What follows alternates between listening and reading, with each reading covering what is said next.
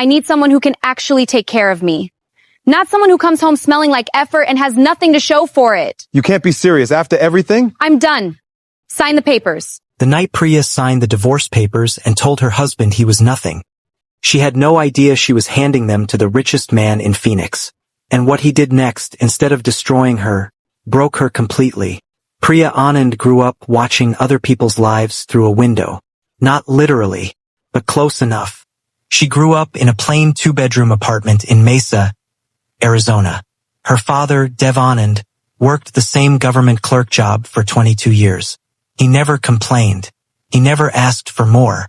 He came home, ate dinner, watched the news, and went to sleep. Priya watched him do that her whole childhood and made one silent promise to herself. That will never be my life. By the time she hit college, she had a plan. She was going to marry money. Not love. Not kindness. Money. She watched her friends' Instagram stories. Luxury resorts, designer bags, rooftop dinners, and she felt something burn in her chest every single time. She wanted that. She deserved that. But life didn't ask her what she wanted. When Priya was 24, her father found her a match. His name was Caleb. Caleb Moore. He drove a 2009 Honda Civic with a cracked bumper. He wore plain Walmart t-shirts. He lived in a small rental house in the older part of Phoenix, the part tourists never saw. His handshake was firm, his eyes were steady, and he smiled like he meant it. Priya looked at him across the dinner table and felt her stomach drop. This is it? This is what I get? She said yes anyway. For her father. For the family. Because what choice did she have? The first few months of marriage were quiet. Caleb was not exciting. He was not flashy. He did not bring home surprises wrapped in Tiffany blue. But he remembered everything. He knew she hated when music played during dinner. He knew she liked her coffee with exactly 1 sugar. He noticed when she was tired before she said a word. On rough days he brought her gas station flowers, the cheap kind in plastic wrap, and somehow that made her feel worse, not better. This is not enough, she thought. This will never be enough. Her college friend Jade called one evening from Cancun. Pool, cocktails. A husband who had booked the whole resort for their anniversary. Priya stared at her kitchen ceiling and felt the walls closing in. One morning Caleb was sitting at the table eating cereal when she slammed her mug down. My friend Jade's husband just bought her a Range Rover, she said. You can't even take me to a decent restaurant. Caleb looked up slowly. His voice was calm. We have a roof. We have food. We have each other. That's not a life, she snapped. That's just existing. Priya, don't. She held up her hand. Don't give me that patience speech again. 3 years, Caleb. 3 years and nothing has changed. That car outside still sounds like it's dying. I'm embarrassed to tell people what you do. He was quiet for a moment. Then, things will get better. I promise. She laughed. Not warmly. I'm so tired of that promise. She walked out of the room. That same week, she ran into Trent. Trent Holloway. They had gone to the same college. She barely remembered him back then. But now he showed up in a black Mercedes, tailored shirt, watch that caught the light when he moved his wrist. He took her to coffee. He listened.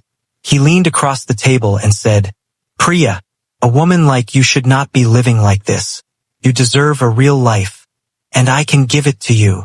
She didn't say anything, but she heard it. All of it. That sentence planted itself in her chest and grew fast. Within 2 weeks, she had made her decision. The night she left, Caleb came home to find the apartment half empty and her suitcase by the door. He stopped walking. Priya, what is this? She turned around. She was holding an envelope. She put it on the table between them without flinching. Divorce papers. I already signed. He stared at the envelope. Didn't move. Divorce. Yes. Her voice was flat. I'm done. I can't do this anymore. I need someone who can actually take care of me. Not someone who comes home smelling like effort and has nothing to show for it. Caleb's jaw tightened. For the first time, something moved behind his eyes. Do you really believe money is everything? I believe it's most things. She met his gaze without blinking. I believe it's respect. I believe it's freedom. I believe you can buy almost everything that matters with it, and I'm done pretending otherwise. The room went silent. Caleb picked up the pen slowly. His hand was steady. He signed the papers and set the pen down without a word. Priya grabbed her suitcase and walked out. Trent's car was waiting at the curb. She got in without looking back.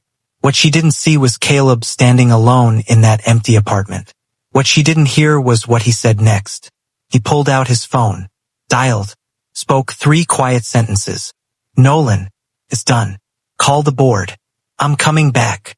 6 minutes later, 5 black SUVs pulled up outside the rental house. A man in a suit stepped out and opened the rear door. He lowered his head slightly. Welcome back, Mr. Moore. Ashford Group is ready when you are. Caleb breathed in slowly. Then he walked out. Because here is what Priya did not know.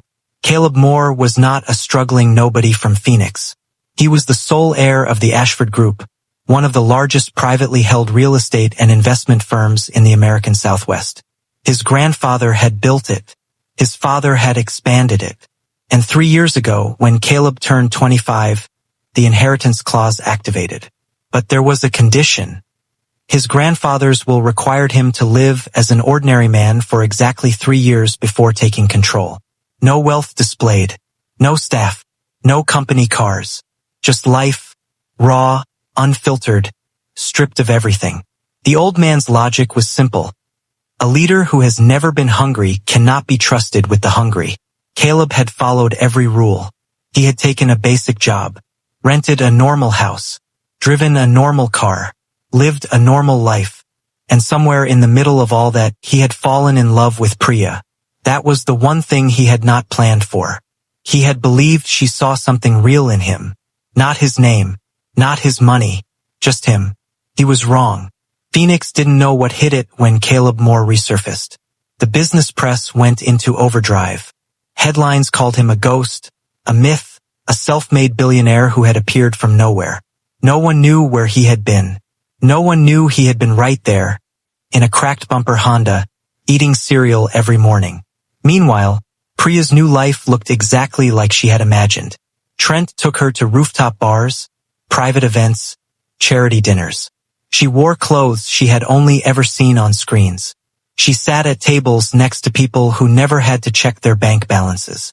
For a moment, she felt like she had one. But slowly, so slowly she almost didn't notice, Trent started pulling back. His calls got shorter. His explanations got vague. One Tuesday, he looked across the dinner table and said, "Listen, I need to focus on some deals right now. Let's take some space." She stared at him. "Space," she repeated. He looked away. It's not the right time. She understood then very clearly what she was to Trent. An accessory, a beautiful distraction, something to be picked up and set down. The whole city was talking about one event, the Ashford Foundation Gala. The mysterious Mr. M, no one knew his first name yet, was throwing the most exclusive party Phoenix had seen in years. Senators, CEOs, film people, real estate titans.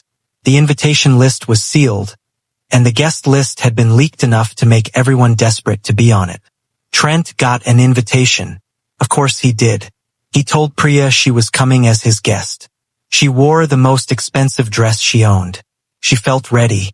They arrived at the hotel, the Grand Ashford, a building Priya had driven past 100 times without really seeing, and the lobby alone stopped her cold. Marble floors, soft gold lighting,